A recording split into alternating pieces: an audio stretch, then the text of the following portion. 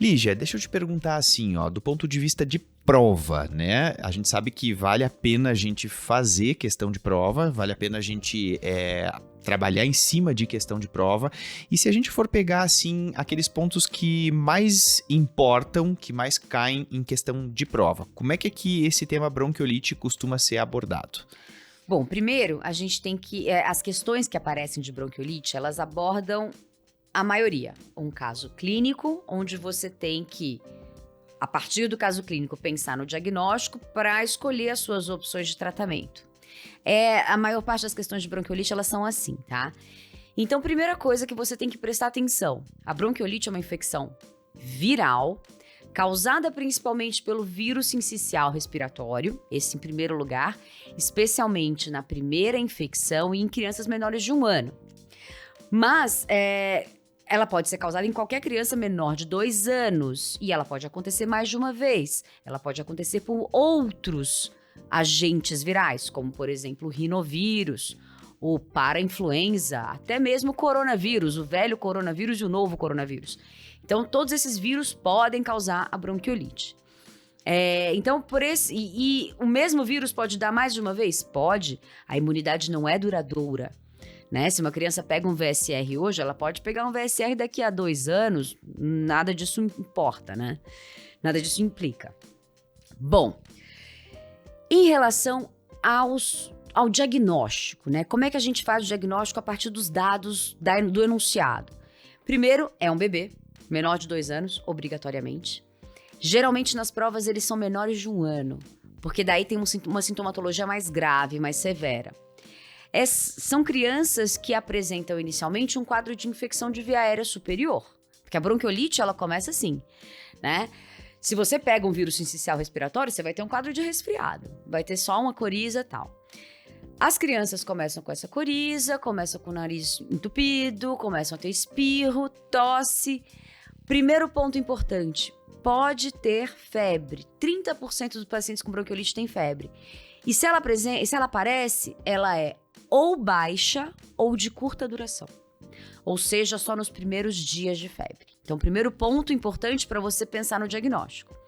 Segundo ponto, a bronquiolite, ela vai se manifestar com aquele cansaço, né? Com aquela tosse, uma parte mais baixa, comprometimento baixo, depois do 3º, 4º dia de doença. Então, depois que você já teve esse quadro de resfriado, né? O bebezinho teve essa infecção respiratória superior, aí ele começa a ficar cansado, começa a ter insuficiência respiratória de diferentes graus e necessita procurar o hospital, tá? Então, a complicação da bronquiolite, que seria mais grave, a insuficiência respiratória e precisar de internação, vai aparecer entre o 3º e 4º dia de doença. É a maioria das crianças que têm bronquiolite que precisam de internação? Não. A maioria pode ser tratada em casa, resolve o problema, tá? Então, fez essa avaliação, viu que pode ser a bronquiolite, então com essas características, 3º, 5º dia de evolução tem uma piora. Você vai auscultar o seu paciente, né, no exame físico e vai buscar o achado principal no exame físico da bronquiolite, que é a sibilância.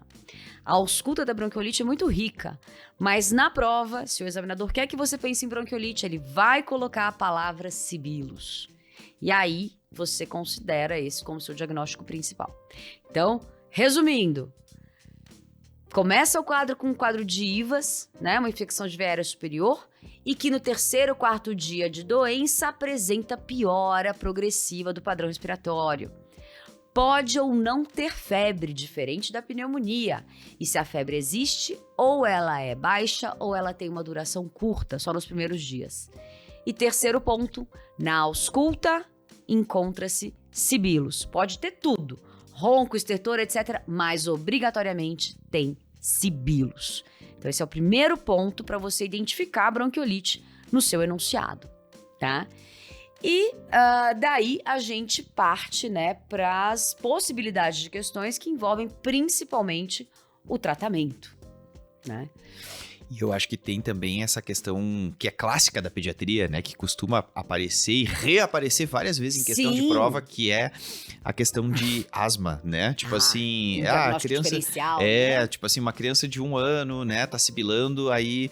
teria como fazer um diagnóstico diferencial com asma? Acho que esse ponto, assim, é bem importante a gente falar, porque também é Muito bem. filezinho de prova, né? Muito bem lembrado. Porque o diagnóstico de asma no lactente, ele é meio difícil, né? Uma criança pequena é difícil. Mas o que a gente sabe, né? Crianças que têm uma predisposição, elas podem apresentar um broncoespasmo frente a infecções virais. E isso chama-se sibilância recorrente. Isso vai acontecer em diversas, né? Qualquer infecção viral respiratória que ela pegar, ela vai sibilar. Não necessariamente é uma bronquiolite. Quando você tem, e na prova está escrito, primeiro episódio de sibilância, e tem essas características que eu falei, começou com resfriado, foi progredindo com piora do padrão respiratório, tem a sibilância, é o primeiro episódio, a criança nunca teve não tem história de asma na família, não tem história de doença alérgica na família. O examinador vai colocar essas coisas para você. Você não vai pensar em asma, você vai pensar em bronquiolite. Agora, se no enunciado tiver escrito que esse é o terceiro episódio de sibilância dessa criança e ele fez uso de broncodilatador nos episódios anteriores, com boa resposta. Isso é bronquiolite ou é uma sibilância recorrente que pode ser uma asma, né? Que tá mais pro ladinho da asma. Tá mais pro lado da asma. Então isso é muito importante da gente diferenciar. Tanto que um dos critérios para asma no lactente é a sibilância que acontece fora dos episódios de infecção viral. Então isso é um ponto muito importante. Porque a grande parte das crianças que têm bronquiolite ou que chiam na infância não vão virar crianças asmáticas, né? Isso acontece por causa de infecção. Mas se você tem sibilância na ausência de infecção, tem muito mais chance de ser uma doença asmática, tá? Então lembre-se disso, isso é um ponto importante que o Jader lembrou aqui, dessa diferença, porque o tratamento é completamente diferente. E é fácil da gente associar, né? Porque, enfim, é um bebê, tem um bronquíolo pequeno, né? Então, assim, vai fechar. Vai fechar. E esse é um ponto muito importante. O bronquíolo é minúsculo, né? Só que uma coisa de que diferencia também, que é importante, e isso é importante pra gente lembrar do tratamento. Na bronquiolite, vou começar pela asma. Na asma, quando a gente tem o fechamento do bronquíolo, ele fecha por broncoconstrição, principalmente. Ativação da musculatura lisa que fecha o brônquio. Na bronquiolite, não existe broncoconstrição. O que acontece é que tem um edema importante do bronquíolo pela inflamação do vírus sincicial, faz um edema que diminui aquela luz, que já é muito pequenininha, como você falou. E com o edema fica menorzinha ainda, e ainda produz secreção, aquela luz quase se fecha. Então não se fecha porque houve uma contração muscular, se fecha porque tem um monte de coisa na luz do bronquíolo. Tem edema e tem secreção. A partir desta informação, você já percebe que vai adiantar fazer broncodilatador no paciente com bronquiolite? Não, porque esse paciente não tem broncoconstrição, né? Seria maravilhoso se eu tivesse uma maneira de tirar o edema e tirar a secreção. Só que até o momento nenhuma medicação se mostrou eficaz. Então a bronquiolite é uma grande frustração dos pediatras, porque a gente não consegue dar um tratamento adequado para essas crianças. E uma coisa importante, isso não é um dado que... Isso, inclusive, é um dado que cai em prova, já caiu em questão sim. A bronquiolite, de uma maneira geral, ela não tem uma mortalidade alta, ela tem uma mortalidade super baixa. Mas nos países pobres, nos países que nem o nosso, a taxa de mortalidade acaba subindo um pouco. Porque as crianças têm infecções, às vezes, mais frequentes, mais graves, vivem aglomeradas, e também, né, a procura por assistência acaba sendo baixa. Mas, de uma maneira geral, a bronquiolite não é uma doença de alta mortalidade. Tanto que, se você vai numa aula sobre bronquiolite no Congresso norte-americano, eles falam que bronquiolite é doença que a criança parece um cachorrinho, só fica respirando mais rápido. E acabou. E daqui a pouco ela melhora. Não vai pra UTI igual acontece aqui. Então é uma coisa muito estranha, muito diferente a maneira como ela se comporta no nosso meio. Mas, questão de prova, não é uma doença com alta taxa de mortalidade. Como é que você montaria essa estratégia de estudo focado especificamente em responder questão de prova de residência? Tá. 30 minutinhos, assim,